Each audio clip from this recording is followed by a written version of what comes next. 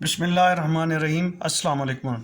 आज हम बात करने जा रहे हैं एक नया डिवाइस हम इंट्रोड्यूस कराने जा रहे हैं। ये बेसिकली एक डीएसओ या डिजिटल स्टोरेज ऑसिलोस्कोप है जो कि हैंड हेल्ड है, जिस तरह से ये हाथ में आ रही है। इसको मैं इंट्रोड्यूस कराने जा रहा हूँ और ये ऑसिलोस्कोप है और इस वीडियो के अंदर हम एक छोटा सा रिव्यू देंगे, इसको इस्तेमाल करने का तरीका, इसके मुख्तलिफ़ फंक्शंस और इससे जो ना जो हाई स्पीड कैन है होंडा की गाड़ी में, उसमें उसका वेव फॉर्म कैप्चर करने का, फिर उसमें क्या बेनिफिट हमें मिलता है, वेव फॉर्म को कैप्चर करके हमें क्या फ़ायदा होता है, उसके बारे में डिस्कस करेंगे। इसी के अंदर हम ड्यूटी साइकिल और फ्रीक्वेंसी को देखेंगे, विजुअलाइज करने की कोशिश करेंगे कि उसका मतलब क्या होता है, ताकि जो हमारे ऑटोमोटिव के जो दोस्त हैं उनको क्लैरिटी के साथ अंदाज़ा हो कि वेव फॉर्म क्या होती है, फ्रीक्वेंसी क्या चीज़ होती है, ड्यूटी साइकिल से क्या फ़र्क पड़ता है। फिर हम इसको ये भी कंपेयर करेंगे कि इसके और जो मल्टीमीटर के दरमियान में फ़र्क है, जिसको हम कहते हैं कि ये स्पीड के साथ जो है ना वोल्टेज को कैप्चर करता है और रीडिंग जो है ना बहुत तेज़ी के साथ लेता है। तो जब एक तेज़ जो है ना डाटा आ रहा होता है, डिजिटल सिग्नल आ रहा होता है, तो ये उसको कैप्चर कर लेता है, जबकि मल्टीमीटर उसको नहीं कर सकता। सबसे पहले इसका जो इंट्रोडक्शन मैं करा देता हूँ। ये बेसिकली फिनरसी की जो है ना ऑसिलोस्कोप है, चाइनीज़ बेस्ड है, लेकिन बहुत ही बेहतरीन और ख़ूबसूरत इक्विपमेंट है और बहुत ही आसान है इस्तेमाल करने में। अदरवाइज जो ऑसिलोस्कोप होती हैं थोड़ी सी डिफ़िकल्ट होती हैं। इसमें एक ऑटो का फंक्शन है जिसकी वजह से आप बड़ी आसानी के साथ वेव फॉर्म को उसकी खूबसूरत तरीन शक्ल में, जहाँ से आप एनालिसिस कर सकते हैं, उस तरह की सूरत में आप कैप्चर कर सकते हैं। और ये पोर्टेबल है और 10 मेगाहर्ट्ज़ जो है ना इसका फ्रीक्वेंसी रेंज है कि 10 मेगाहर्ट्ज़ की स्पीड का जो सिग्नल है उसको भी ये पकड़ लेती है और यहाँ पे वेव फॉर्म की शक्ल में दिखा देती है मैक्सिमम। और इसके पीछे इसकी जो है ना स्पेसिफिकेशन लिखी हुई हैं। ये मॉडल है DSO 510। ये पाकिस्तान में ये हम फर्स्ट टाइम इंट्रोड्यूस करा रहे हैं यहाँ पे अपने चैनल की वसातत से। और ये ऑटोमोटिव एप्लीकेशंस के लिए एक बेहतरीन और सस्ता सलूशन है जो कि 20,000 से नीचे की प्राइस में अवेलेबल है। आप हमसे कांटेक्ट कर सकते हैं इस सिलसिले में। और इसकी स्क्रीन का साइज़ उसने बताया कि 2.8 इंच है, जिसको हम इस तरह से देखते हैं। यहाँ पे अगर आप देखें तो तकरीबन 3 इंच आपको नज़र आ रहा होगा।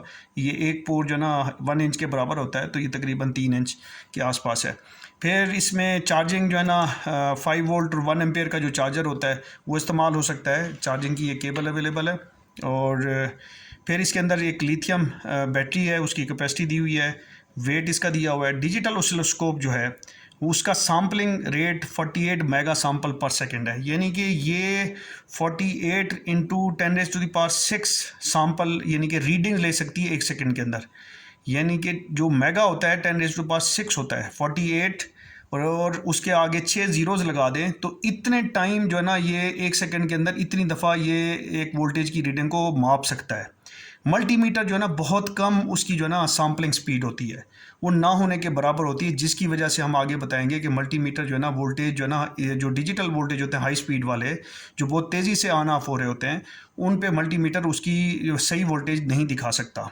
बैंडविड्थ इसकी 10 मेगाहर्ट्ज़ है और इसका ये सेंसिटिविटी है, इसको फ़िलहाल छोड़ दें। टाइम रेंज उसने बताई हुई है 5 नैनो सेकंड से 20 सेकंड तक की ये रेंज है।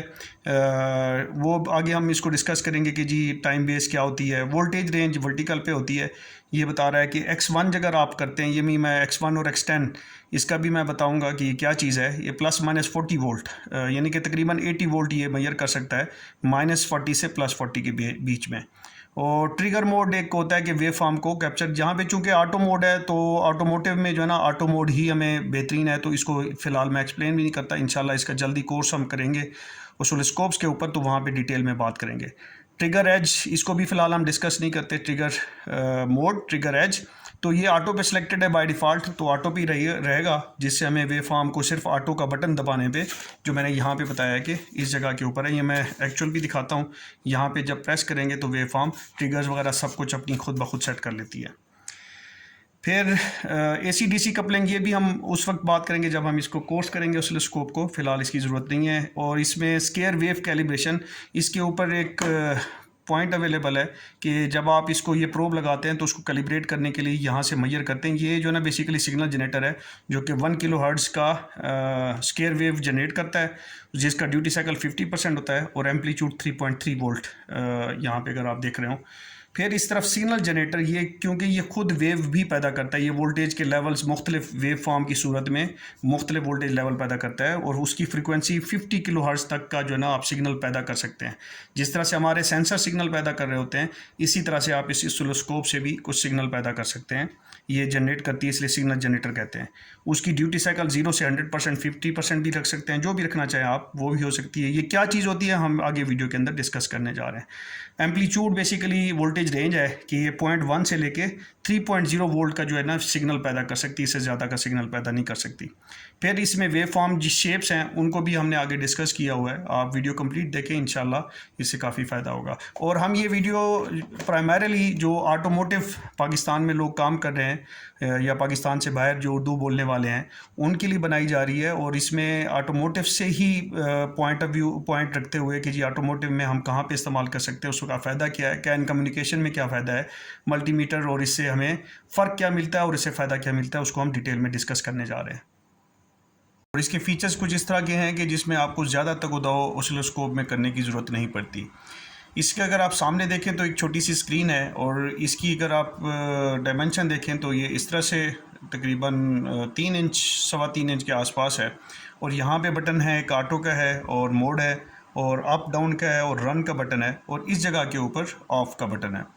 और फिर यहाँ पे अगर आप देखें तो यहाँ पे इंसर्ट कर सकते हैं आप इसकी जो प्रोब होती है, ये DSO की प्रोब है, और यहाँ पे ये 2 in 1 है। इसमें 2 in 1 का मतलब है कि एक ही ऑसिलोस्कोप के अंदर आपको oscilloscope DSO digital storage oscilloscope का भी फंक्शन मिलता है, और आपको इसमें सिग्नल जनरेटर का भी फंक्शन मिलता है। और इस जगह के ऊपर अगर आप देखें तो ये बेसिकली 1 किलोहर्ट्ज़ का इसके ऊपर सिग्नल हर वक्त अवेलेबल होता है, और इससे इसका मकसद ये होता है इस प्रोब को आप कैलिब्रेट करें। तो इसको मैं हम करके भी दिखाएंगे इंशाल्लाह।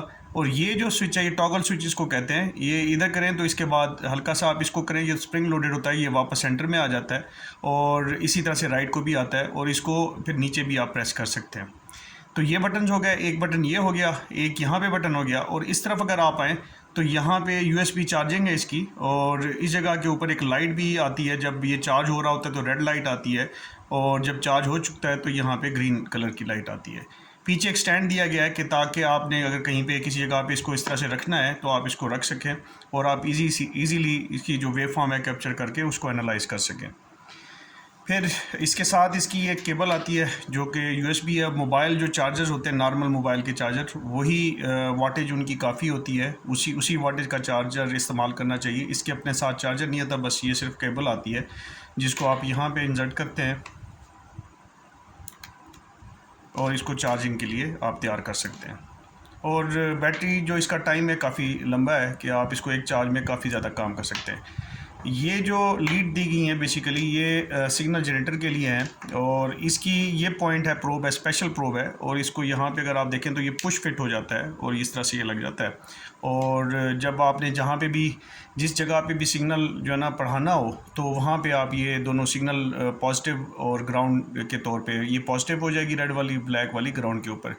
और इसका इस्तेमाल ऑटोमोटिव में हम इस तरह से कर सकते हैं कि अगर कोई सर्किट हमने वेरीफाई करना है तो हम सेंसर से ग्रिप उतार के जो उसकी सिग्नल पावर और उसकी ग्राउंड वायर है, और वहाँ पे अगर आप कोई सिग्नल देंगे और वोल्टेज आप इसके लेवल सेट कर लें, जो कि आप सेट कर सकते हैं। हम जब बात करते हैं करेंगे, जब हम इसको डिमॉन्स्ट्रेट करेंगे तो वो भी दिखा देंगे।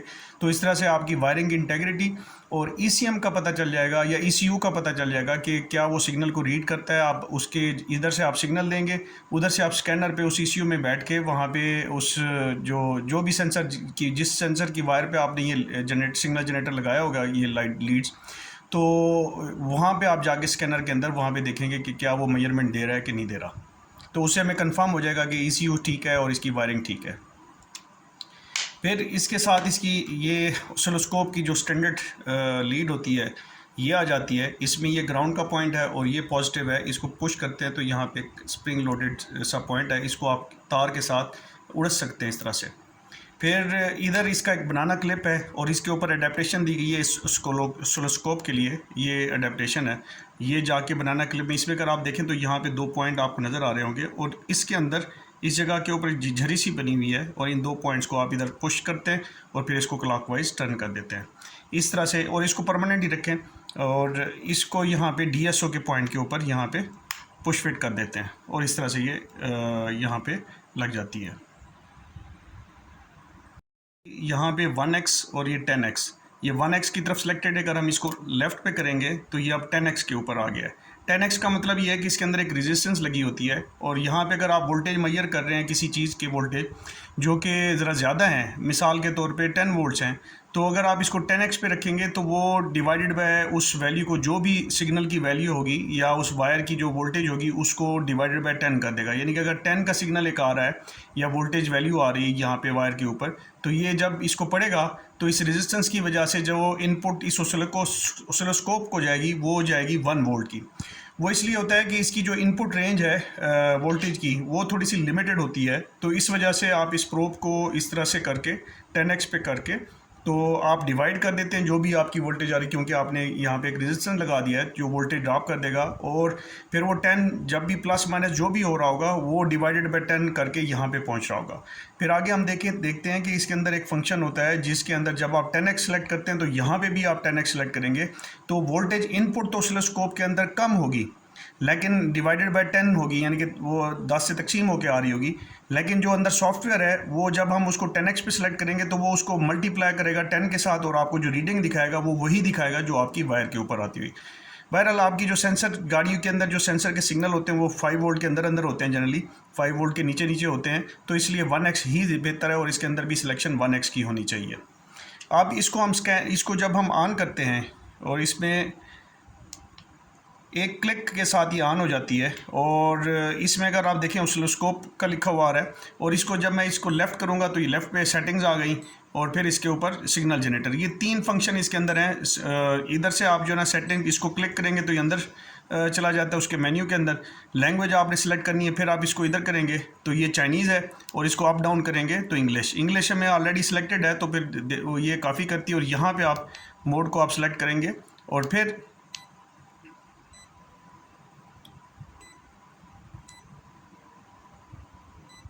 इसको थोड़ा सा लॉन्ग प्रेस करेंगे तो ये मेन्यू से वापस चली जाएगी। ऑसिलोस्कोप पे हम जाते हैं और ऑसिलोस्कोप पे हम सिग्नल रीड करने की कोशिश करेंगे जो मैं बता रहा था आपको कि यहाँ पे आप ये इसका मेन है। यहाँ पे ये रेड जब होता है तो इसका मतलब ये स्टॉप है और ये किसी किस्म की कोई रीडिंग नहीं ले रहा। जब आप इस रन को प्रेस करेंगे, सॉरी ये यहाँ पे स्टॉप है और अब स्टॉप हुआ है और ये रन के ऊपर यहाँ पे रन लिखा हुआ है। ये बेसिकली ट्रिगर जो है ना कि ट्रिगर एक चीज़ होती है जिसमें वोल्टेज का एक ख़ास लेवल पे जब पहुँचता है तो ये ऑटो ट्रिगर सिलेक्टेड है। अभी यहाँ पे देखें, यहाँ पे ऑटो ट्रिगर लिखा हुआ है, तो वो वोल्टेज जो है ना ऑटो पे एक वेव फॉर्म की जब शक्ल आती है तो वो उसको वहाँ पे रोक देता है ताकि आप वेव फॉर्म को एनालाइज कर सकें। यहाँ पे अगर आप देखें तो ये बॉक्सेस से बने हुए हैं और हर बॉक्स जो है ना यहाँ पे टाइम लिखा हुआ है हॉरिजॉन्टल, एच का मतलब है हॉरिजॉन्टल, इस साइड के ऊपर हर बॉक्स का जो वो है टाइम का ड्यूरेशन है वो है 220 माइक्रो सेकेंड। पे जाएं, यहाँ पे लंबाई के ये ऊपर की ऊंचाई के रुख, तो यहाँ पे जो है ना वोल्टेज लेवल शो करता है। अगर आप यहाँ पे देखें तो 500 मिली वोल्ट का स्केल यहाँ पे अभी सिलेक्ट हुआ है जो कि ऑटो पे सिलेक्टेड है। इसकी खूबसूरती ये है कि ये जो इनपुट सिग्नल आ रहा होता है जब आप ऑटो का बटन प्रेस करते हैं वो ऑटोमेटिकली जो टाइम है हॉरिजॉन्टल साइड पे और वर्टिकल साइड के ऊपर जो वोल्टेज लेवल है वो ऑटोमेटिकली सेट कर देता है ताकि आपको कोई परेशानी किसी किस्म की ना हो। अदरवाइज़ हम उसको भी देख लेते हैं कि उसको हम किस तरीके से, अभी इसको हम पुश करेंगे और इसको पुश करके हम सिग्नल जो कैप्चर करना है तो ये यहाँ पे होल्ड हो जाता है और ये अब ये देखें इसके साथ। अब आप यहाँ पे देखें कि एक वेव फॉर्म आ रही है। मैंने कहा था कि 1 किलोहर्ट्ज़ का ये सिग्नल आता है और ये 1 किलोहर्ट्ज़ की अब वेव फॉर्म है। किसी किस्म की अभी हमने कोई एडजस्ट नहीं की, लेकिन वेव फॉर्म अभी हम इसे कुछ मेक आउट नहीं कर सकते। अब हम इस ऑटो के बटन को दबाएंगे तो इसका वोल्टेज लेवल और इसका जो टाइम स्केल है वो ऑटोमेटिकली उसने सेट कर दिया है। वोल्टेज लेवल उसने 500 मिली वोल्ट के ऊपर किया है और ये 500, ये तकरीबन जो है ना 3 वोल्ट या उसका सिग्नल होता है।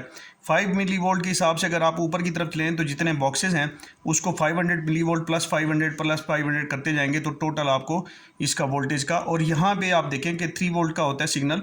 ये पीक टू पीक लिखा हुआ है कि ये पीक टू पीक कितना वोल्ट है इसकी 3.1, यानी कि यहाँ 0 से लेके और ऊपर तक ये 3.1 वोल्ट के ऑलमोस्ट करीब ये चल रहा है सिग्नल।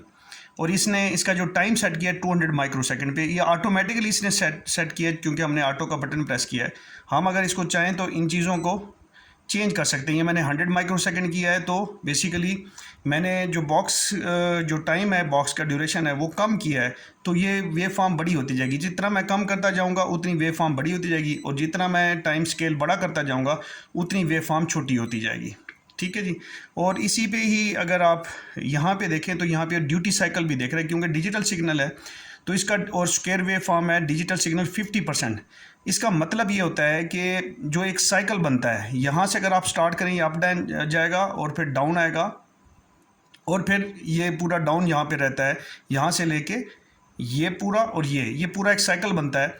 मिसाल के तौर पे ये 1 सेकंड के अंदर है ये साइकिल, तो इस 1 सेकंड के अंदर हाफ सेकंड ये वोल्टेज जो ना 3 वोल्ट के ऊपर है और हाफ सेकंड के लिए ये वोल्टेज यहाँ पे 0 वोल्ट पे है।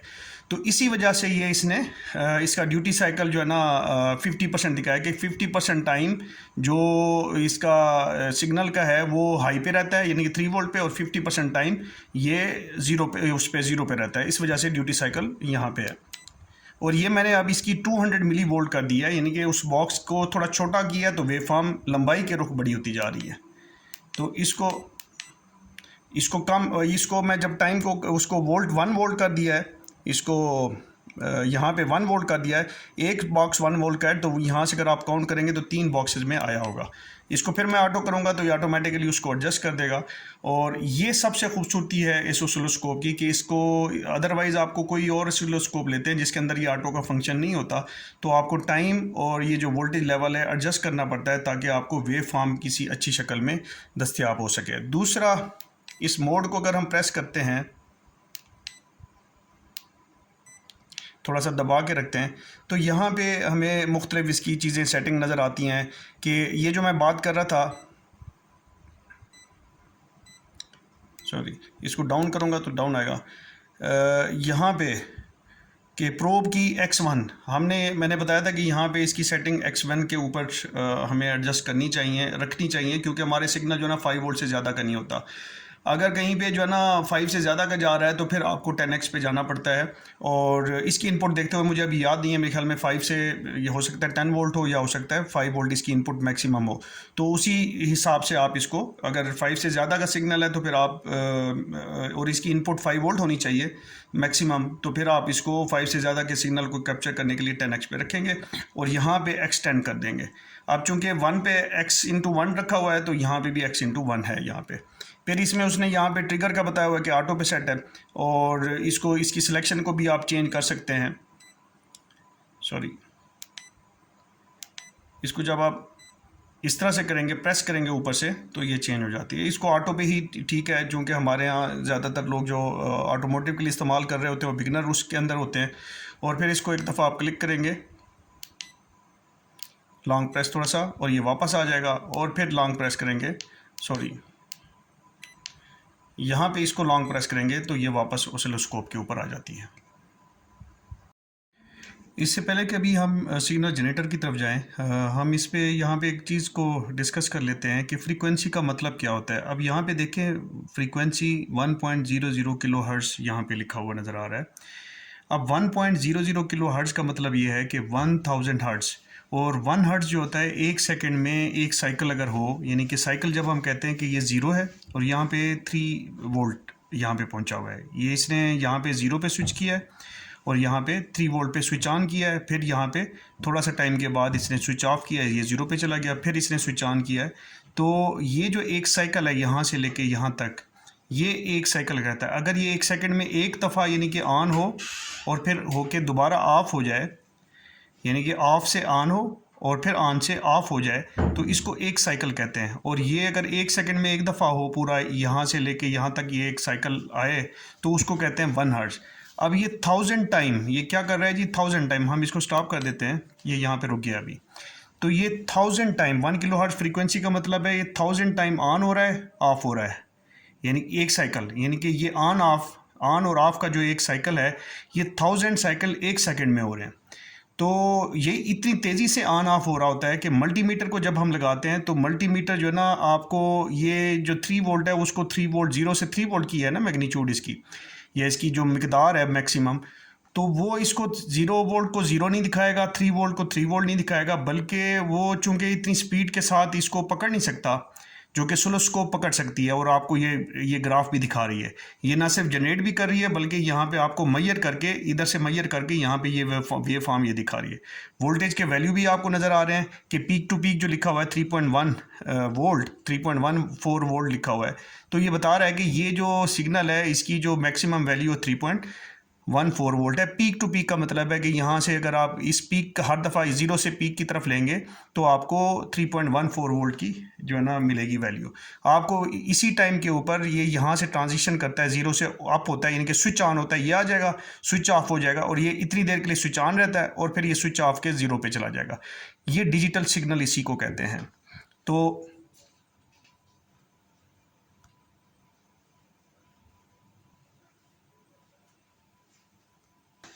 मल्टीमीटर इसको जो है ना नहीं पकड़ सकता है, तो इसलिए मल्टीमीटर क्या करता है, मल्टीमीटर जहाँ जहाँ पे वैल्यू पकड़ रहा होता है, मिसाल के तौर पे वो अब रीडिंग लेने जाता है मल्टीमीटर, उसका इतना टाइम फास्ट नहीं होता, तो वो रीडिंग कभी यहाँ पे ले लेगा, इस पॉइंट के ऊपर ले लेगा, कभी इस पॉइंट पे लेगा, कभी यहाँ पे, तो वो इनकी एवरेज करके आपको दिखाता है। और ये 3 वोल्ट का सिग्नल हम इसको कहते हैं, और ये 3 वोल्ट का सिग्नल आपको वहाँ पे 1.3 मिलेगा, 1.5 मिलेगा, 1.8 मिलेगा, और फिर उसकी ड्यूटी साइकिल पे डिपेंड करता होता है। यानी कि अगर 50% है तो जनरली एक अच्छा मल्टीमीटर इस 3 वोल्ट को तकरीबन 1.5 के आसपास, वोल्ट के आसपास दिखाएगा कि ये 50% 3 वोल्ट पे रहता है, और 50% टाइम अपने एक साइकिल के टाइम में, यानी कि वो 50% टाइम ये 3 वोल्ट पे रहता है और 50% टाइम ये 0 वोल्ट के ऊपर रहता है। तो वो इसकी एवरेज निकाल के तकरीबन आपको दिखाएगा, और फिर 1.5 वोल्ट अब इसके लगभग दिखाएगा। अगर इसको हम ज़्यादा बढ़ाएंगे, मिसाल फिर 60 या 70% दिखाएंगे, तो 1.5 से थोड़ा सा ऊपर वोल्ट क्योंकि दिखाएगा, क्योंकि ज़्यादा टाइम जो है ना ये वोल्ट जो है ना, ये जो ये वेव है, ये जो सिग्नल है वो 3 वोल्ट के ऊपर 60% टाइम यहाँ पे ऑन रहेगी और 40% टाइम वो ऑफ रहेगी। तो इस वजह से चांसेस ये होते हैं कि जब वो रीडिंग लेता है ज़्यादा टाइम यहाँ पे वो 3 वोल्ट लेगा, और कुछ टाइम में जो रीडिंग वो लेगा वो यहाँ कहीं पे लेगा। तो इस वजह से जब वो एवरेज लेगा तो वो एवरेज फिर वोल्टेज की बढ़ जाती है। इसी तरह से जब हम कैन अभी हम डिमॉन्स्ट्रेट भी करेंगे, तो कैन में भी हम जब देखते हैं तो हमें 2.5 से 3.5 जो कैन हाई की वोल्टेज होती है, उसका मतलब ये है कि वो ऑफ पे 2.5 पे होता है, और जब स्विच ऑन करता है तो 3.5 पे चला जाता है, फिर स्विच ऑफ करता है तो 2.5 पे आ जाता है, फिर स्विच ऑन करता है तो 3.5 पे आ जाता है। तो उसमें भी मल्टीमीटर से जब हम चेक करते हैं तो मल्टीमीटर की चूँकि लिमिटेशन है और उसकी स्पीड तो काफ़ी ज़्यादा होती है, वो तकरीबन जो है ना एक नॉर्मल सिग्नल भी गाड़ी का कैन, हाई स्पीड जो कैन होती है वो HS कैन कह लें उसको, वो या फास्ट कैन होना में जिस तरह से कहते हैं, तो उसकी 500 kbps पे तो जा रही होती है, यानी कि वो अच्छी खासी स्पीड है।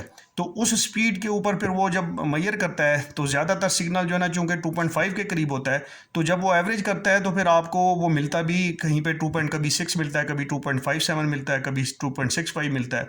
इसी तरह जो कैन लो की वायर है वो फिर क्या करती है, वो उसका ज़ीरो जो 2.5 यहाँ पे है वो नीचे की तरफ जाती है 1.5 की तरफ, यानी कि जब वो ऑफ होती है 2.5, ऑन होता है तो 1.5, 2.5, 1.5, तो वो स्विच ऑन स्विच ऑफ करता रहता है। तो उसमें भी फिर आपको जब वोल्टेज आप मल्टीमीटर से देखते हैं तो आपको पूरे सिग्नल की वोल्टेज नहीं मिलती, बल्कि आपको 2.5 से 1.5 की तरफ जाते हुए 2.4 मिल जाएगी, इस तरह से मिलती है। अब अगली चीज़ ये आती है कि उसमें हमें ये जो सिग्नल है इसका क्या फ़ायदा होगा, ऑसिलोस्कोप से हमें क्या फ़ायदा होगा। उसमें फ़ायदा ये होता है कि बाज़ औक़ात उसमें जब आप वोल्टेज लेवल चेक करते हैं वो आपको ठीक मिल रहे होते हैं मल्टीमीटर से, क्योंकि मल्टीमीटर की लिमिटेशन है, वो पूरे वोल्टेज नहीं दिखा सकता, तो रेजिस्टेंस भी ठीक होती है, शॉर्ट टू ग्राउंड भी नहीं होता, पावर टू ग्राउंड भी नहीं होता। तो फिर ज़रूरी होता है कि आप जाके ऑसिलोस्कोप से चेक करें, फिर भी फॉल्ट आपको मिल रहा है और आपकी जो इश्यू है वो भी ठीक है, आपने चेक करा ली है, तो फिर ये देखना होता है कि कहीं पे हल्की सी रेजिस्टेंस बढ़ने की वजह से क्या होगा, ये जो सिग्नल वहाँ पे जो 2.5 से 3.5 को जा रहा है वो हो सकता है 3 पे रह रहा हो, तो हर दफ़ा 3 पे रह रहा हो, जब ये रह रहा होगा तो ये हमें ऑसिलोस्कोप से पता चल जाएगा कि ये बड़ी ऑब्वियस सी और बड़ी क्लियर जो है ना प्रॉब्लम होगी जो हमें नज़र आ जाएगी, और जिसकी वजह से हमें अंदाज़ा हो जाएगा कि बस के अंदर कहीं ना कहीं पे कोई छोटी मोटी रेजिस्टेंस बढ़ी हुई है जिसकी वजह से वोल्टेज लेवल में मसला आता है। दूसरा उसमें ये होता है कि जो ये वेव फॉर्म का जिस तरह से यहाँ पे पैटर्न है उसका एक खास पैटर्न होता है हाई स्पीड कैन का, इसी तरह लो स्पीड कैन का भी खास पैटर्न होता है। तो उस पैटर्न को देखा जाता है, उस फॉर्मेट को देखा जाता है कि सिग्नल किस तरीके से ऑन ऑफ, यहाँ पे तो तरतीब के साथ ऑन ऑफ हो रहा है, वहाँ पे तरतीब नहीं होती ऑन ऑफ की। जो भी याद रखे कम्युनिकेशन सिग्नल होता है वो भी डिजिटल होता है, लेकिन कम्युनिकेशन सिग्नल की खास बात ये होती है कि वो ऑन और ऑफ वो तरतीब से नहीं हो रहा था कि ऑन के बाद ऑफ होगा और ऑफ के बाद लाजमन ऑन होगा, उसमें ज़रूरी नहीं है। उसमें ऑन के बाद दोबारा ऑन होगा हो सकता है और ऑफ के बाद दोबारा ऑफ हो सकता है, वो डिपेंड करता है कि सिग्नल का फॉर्मेट किस तरह का है। तो वो फॉर्मेट आप देखते हैं। अभी हम इसको जो है ना वापस जाते हैं, और वापस जाने के लिए इसको हम थोड़ा सा लॉन्ग प्रेस करेंगे। अच्छा, ये अभी हम कैन का जो ना कैन हाई जो वायर है उसका पॉइंट पे हम उसकी वेव फॉर्म कैप्चर करने जा रहे हैं फिनर्सी 51 DSO 510 के साथ। अगर आप इसको गौर से देखें तो ये 6 नंबर पिन के ऊपर ये रेड वाली प्रोब लगी हुई है, और इस प्रोब की ये पॉजिटिव, और इस प्रोब की जो यहाँ से अगर आप देखें तो ग्राउंड वाला पार्ट ये मैंने 4 नंबर के साथ या 5 नंबर के साथ या 4 के साथ, थोड़ा सा गैप के लिए मैंने 4 नंबर के साथ लगा दिया है। और ये इस तरह से DLC के ऊपर जो कनेक्टर है हमारा, ये मैंने एक्सटेंशन केबल के थ्रू लगाया हुआ है, और इसको फिर मैंने इसके ऊपर कैप्चर करना है। यहाँ पे अगर आप अभी देखें तो किसी किस्म का कोई सिग्नल नज़र नहीं आ रहा। तो ये आपको नज़र आ रहा है किसी किस्म का कोई सिग्नल नहीं है। अभी मैं स्विच ऑन करता हूँ गाड़ी का, तो ये देखें कम्युनिकेशन कुछ शुरू होगी तो ये एक तरह से सिग्नल इसके ऊपर आ गया है कि यहाँ पे दिखाएं ज़रा, इंस्ट्रूमेंट जो पैनल है इसकी लाइट्स ऑन है वापस। अब हम इसको ऑटो पे करते हैं और यहाँ पे हमें ये सिग्नल कैप्चर करता हुआ नज़र आएगा, और ये भी ऑटो के ऊपर जो है ना सिग्नल इस तरह से आ रहा है। इसको मैं सिग्नल को थोड़ा सा इसके वोल्टेज लेवल जो है ना इसका मैं कम करता हूँ, सॉरी ये ज़्यादा करूँगा ताकि मेरी वेव फॉर्म जो है ना इस स्क्रीन के अंदर आ जाए। ये अप करने से अब इसके अंदर आ गई है। अब मैं जब इसको स्टॉप करूँगा, क्योंकि ये बहुत फास्ट होती है कैन की जो कम्युनिकेशन है, तो ये कैन का सिग्नल हमें नज़र आ रहा है।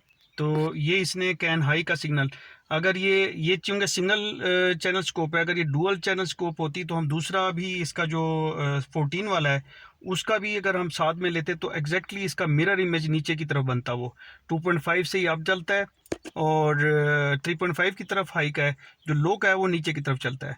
तो ये कैन का इसने बिल्कुल 100% एक्यूरेट इसको कैप्चर कर लिया है।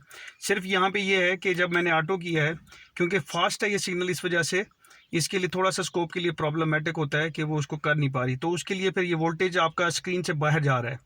तो बेसिकली जैसे मैंने कहा था कि इधर टाइम के जो ना गैप्स होते हैं, ब्लॉक बने हुए हैं, इसी तरह से ऊपर की तरफ भी डब्बे डब्बे बने हुए हैं। हर डब्बे की एक वोल्टेज वैल्यू होती है जो यहाँ पे आपको नज़र आती है। तो यहाँ पे अगर मैं इसको थोड़ा सा कम करूँगा, उस डब्बे की वोल्टेज वैल्यू को ज़्यादा बढ़ाऊँगा, तो ये वेव फॉर्म छोटी जगह डब्बे की वैल्यू में, अगर उसको मिसाल के तौर पे वो उसने उसको 500 मिली वोल्ट का एक डब्बा रखा हुआ है, तो मैं उसको 1 वोल्ट कर दूँगा, तो ये मुझे जो है ना इसकी वेव फॉर्म फिर छोटी होती जाएगी, क्योंकि ये टोटल 2 या ढाई डब्बों के अंदर आ रही होगी 2.5 से 3.5। अब ये 2.5 से 3.5 तो हमें नज़र आएगी। अभी गाड़ी चूँकि आइडल है तो इस वजह से सिग्नल भी थोड़ा सा कम गैप के साथ जा रहा है। इसको अगर मैं गाड़ी को स्टार्ट करूँ तो ये अब मज़ीद इसमें आना शुरू हो जाएगा। ये हम स्टार्ट और स्टॉप जब करते हैं तो हम ये अब कम्युनिकेशन बाकायदा हो रही है, और ये फिर दोबारा हमारे पास सिग्नल आना शुरू हो गया है। और हम इसको राइट पे करेंगे तो हमारे पास ये सिग्नल जनरेटर आ गया। उससे पहले हम इस प्रोब को जो है ना रिमूव कर लेते हैं, और इसको भी रिमूव कर लेते हैं।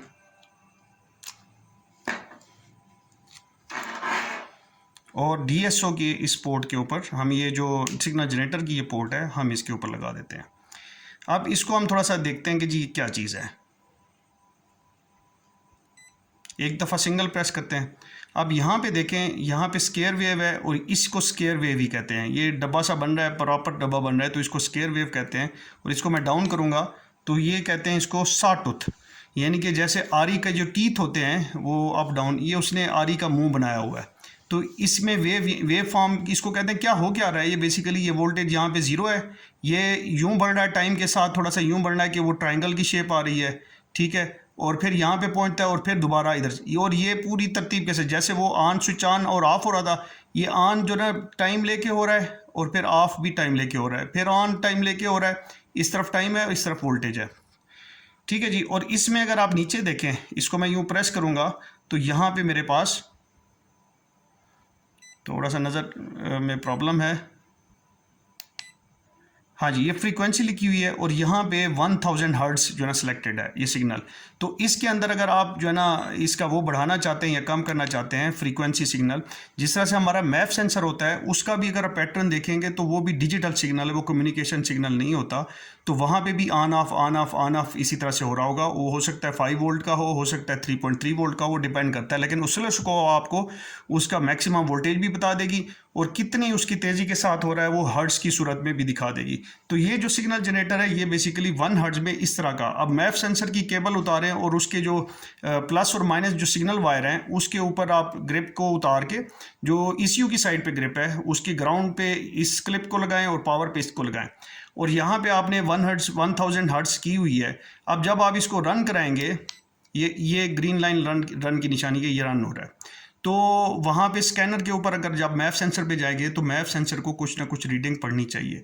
और फिर जब आप इसकी फ्रीक्वेंसी को चेंज करेंगे, और फ्रीक्वेंसी को चेंज करने का तरीका ये है कि आप इधर जाते हैं, मैं मिसाल के तौर पे इसको 2000, तो लेफ़्ट साइड पे मैं इसको ले जाऊंगा और यहाँ पे मैं इसको 2000, 3000, 4000, 5000, तो ये 5000 जो है ना हर्ट्ज़ के ऊपर वहाँ पे कोई ना कोई रीडिंग आएगी जिसके ऊपर वो ग्राम पर सेकंड में दिखाता है, या वहाँ पे फ्रीक्वेंसी भी अगर स्कैनर दिखा सकता है तो फ्रीक्वेंसी में भी ये चीज़ दिखाएगा, जिससे हमें कंफर्म हो जाएगा कि हमारी वायर और हमारा जो ECM है या ECU है वो ठीक काम कर रहा है। तो हमें सेंसर की तरफ जाने की ज़रूरत है।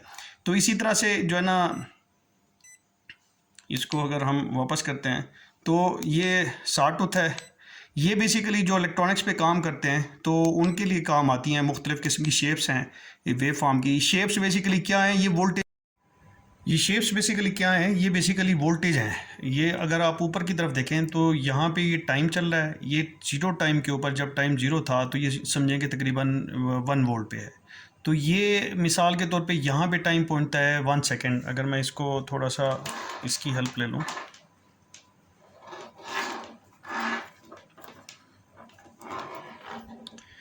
तो ये यहाँ पे 1 सेकेंड जैसे ही पहुँचता है, कंप्लीट होता है टाइम, तो ये जंप करके 1 वोल्ट जो है ना, जो 1 वोल्ट की ये लेवल था वो 2 वोल्ट पे पहुँच गया।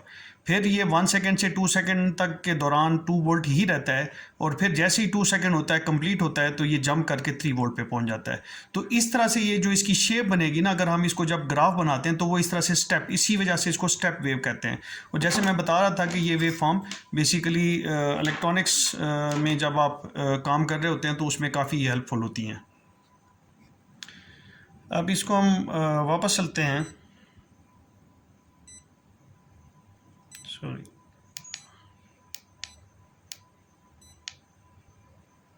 इसको लंबा प्रेस करते हैं तो ये वापस चला जाता है। हम अब जो है ना इसको एक मल्टीमीटर को जो है ना पढ़ाते हैं कि ये जो वेव फॉर्म ये प्रोड्यूस कर रहा है अभी 1 किलो हर्ट्ज़ है। 1000 हर्ट्ज़ का मतलब 1 किलो हर्ट्ज़, और हम इसको स्टेप से ऊपर स्केयर वेव पे ले जाते हैं जिससे हमारा ज़्यादा ताल्लुक़ है। और ये 50% ड्यूटी साइकिल है इसका, और एम्पलीट्यूड देखेंगे 3.0 वोल्ट, यानी कि 3.0 वोल्ट है। ये ज़ीरो से लेकर पीक टू पीक, जब हम कहते हैं ना, ये ज़ीरो से लेके यहाँ इस पीक ज़ीरो नीचे वाली पीक से लेके ऊपर वाली पीक तक, ज़ीरो से लेके ये 3.0 वोल्ट पे है। जो कैन हाई की होती है वो 2.5 से 3.5 है। तो 2.5 से 3.5, तो पीक टू पीक उसका क्या होगा कैन हाई वायर का, वो होगा 1 वोल्ट। इसी तरह से जब हम उधर जाते हैं उस तरफ को कैन लो की वायर पे, वो 2.5 से 1.5 तक जाती है, तो उसका भी पीक टू पीक क्या होगा, 1 वोल्ट होगा। ये अभी हमने सेटअप कर दिया है। यहाँ पे ये अब सिग्नल जनरेटर है जो कि ये वेव फॉर्म प्रोड्यूस कर रहा है, और इसको हम रीड करा रहे हैं अभी इस ग्राफिंग मल्टीमीटर के ऊपर। और मल्टीमीटर का हम इसमें ऑप्शन भी देखते हैं, और इसमें साथ में हम इसकी वेव फॉर्म भी इसी मल्टीमीटर पे देखने की कोशिश करते हैं। तो इसको हम वोल्ट के ऊपर करते हैं, ये ऑटो रेंज है जो कि 4 वोल्ट के ऊपर आता है। अब यहाँ पे देखें कि ये वोल्टेज कितनी शो कर रहा है, 1.523, और ये कितनी प्रोड्यूस कर रहा है, ये 3.0 की सिग्नल प्रोड्यूस कर रहा है, जिसको हम पीक टू पीक कहते हैं। ये थोड़ा फोकस डिस्टर्ब हो रहा है, मैं माजरत खाऊं। तो ये इस तरह से प्रोड्यूस कर रहा है, जबकि हमारा मल्टीमीटर इसको नहीं पढ़ सकता। यही वजह है जो हम बात कर रहे थे कि जी कैन को जब हम मल्टीमीटर से टेस्ट करते हैं तो उसकी लिमिटेशन होती है, और उस लिमिटेशन की वजह से वोल्टेज लेवल एग्जैक्टली आप नहीं पढ़ सकते। और उसमें अगर कोई हल्की फुल्की रेजिस्टेंस से उसका जो 3.5 पे वो नहीं पहुंच पा रहा और वो 3 पे 2.5 से 3 पे ही फ्लक्चुएट कर रहा है, तो मल्टीमीटर के इस्तेमाल से हमें पता नहीं चलेगा। तो हमें ज़रूरत है वहाँ पे ऑसिलोस्कोप की।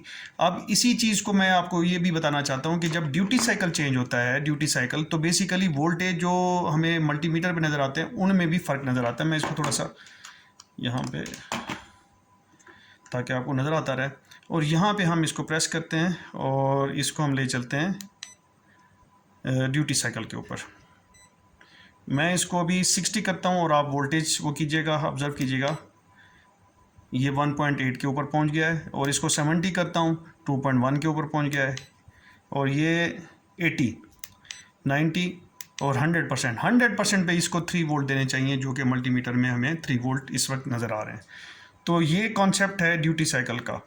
और मल्टीमीटर की ये लिमिटेशन है कि वो चूँकि जो हमारा डिजिटल सिग्नल होता है वो 50% जो है ना ड्यूटी साइकिल पे चल रहा होता है, जिसकी वजह से आप उसको मल्टीमीटर के साथ सही तरीके से आप मेजरमेंट नहीं ले सकते।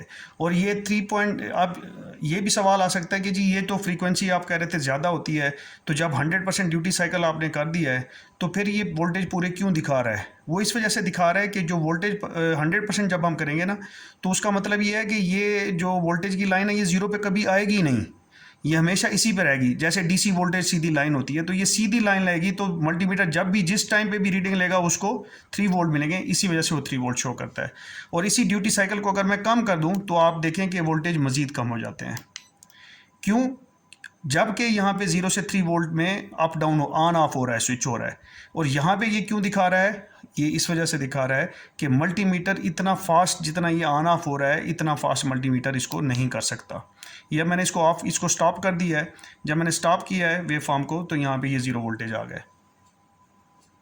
अब हम इसके ऊपर इसका ग्राफ चेक करने की कोशिश करते हैं। ये ग्राफिंग मल्टीमीटर है।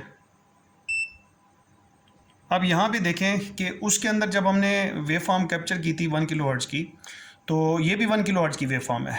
तो उसमें ये था कि हमने ऑटो का बटन प्रेस किया था और हमें खूबसूरत सी वेव फॉर्म नज़र आ गई थी। यहाँ पे हमें ये काम खुद मैनुअली करना पड़ता है। यहाँ पे देखें, यहाँ पे रेंज और ट्रिगर और टाइम, ये टाइम दिया हुआ है उसने। तो मैं सबसे पहले टाइम को वो करूँगा कि टाइम बेसिकली हॉरिजॉन्टल स्केल पे होता है। इसको जब हम कम या ज़्यादा करेंगे, जब कम करेंगे तो ये ज़्यादा वेव फॉर्म उसके अंदर आएंगी, ज़्यादा करेंगे तो कम उसका डब्बे आएंगे। तो ये देखें आहिस्ता आहिस्ता ये मैं टाइम कम करता जाता हूँ। अगर आप टाइम को देखें कि टाइम हमें यहाँ पे इस जगह के ऊपर नज़र आ रहा है 500 माइक्रोसेकंड, मैं उसको बढ़ा रहा हूँ, तो उसकी वजह से ये फॉर्म। और इसका अगर अब मैं चला जाऊँ इसके ऊपर, रेंज के ऊपर, रेंज बेसिकली वोल्ट के ऊपर है। अभी जो सिलेक्टेड वोल्ट है वो है 3.0 का। अब इसमें जो ना, इस मल्टीमीटर के अंदर आपके पास वो ऑप्शन नहीं है। इसमें x/x3 का फैक्टर है, x10 का फैक्टर है। ये x10 यानी कि मज़ीद वो उसने वो कर दिया, ये आपके पास वेव फॉर्म कुछ इस तरह से आ सकती है। तो इसमें ये प्रॉब्लम है इस मल्टीमीटर के अंदर कि ज़्यादा हमारे पास ऑप्शन नहीं है, जिसकी वजह से ये बहरहाल स्केयर वेव फॉर्म आपको इस तरह की नज़र आती है। और इसमें हर्ट्ज़ जो है ना, ये अनेबल है कि इसको कैलकुलेट कर सके। ये किसी वक्त करता है उसको और फिर हमें बताता है। और ये 1.53, 1.6 ये इस तरह से मेजर कर रहा है, क्योंकि इसमें ऑसिलोस्कोप है लेकिन उसकी स्पीड बहुत कम है। मल्टीमीटर से तो ज़्यादा है लेकिन इस ऑसिलोस्कोप से कम है, जिसकी वजह से हमें ये फिर भी जो ये RMS, जो मल्टीमीटर हमें RMS ही दिखाता है। यहाँ पे अगर आप देखें तो ये एवरेज दिखा रहा है और पीक टू पीक ये भी दिखा रहा है, सॉरी, यहाँ पे 3.12 पीक टू पीक, यानी यहाँ से लेके यहाँ तक 3.1 वोल्ट दिखा रहा है।